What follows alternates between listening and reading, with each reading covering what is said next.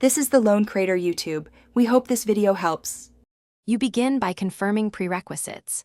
Windows updated, GPU drivers current, and you have the right adapter. Plug the controller wired or pair via Bluetooth/wireless dongle now so input is recognized. Once done, open Steam Big Picture or controller software to map profiles. This ensures Warzone sees your layout.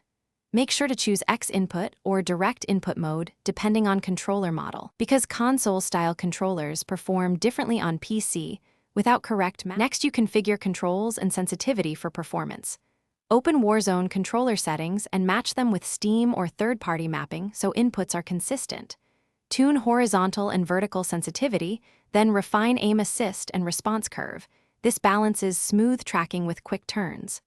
Also set stick dead zones small but not 0 to avoid drift. Test aim on a firing range.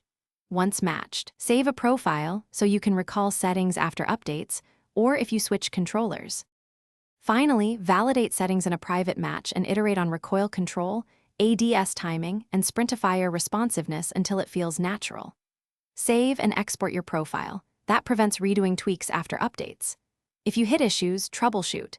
Use a wired connection for lowest latency, disable Steam/Discord overlays, reinstall the controller driver, or update the dongle firmware.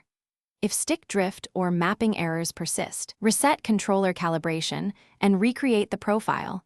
This fixes most persistent.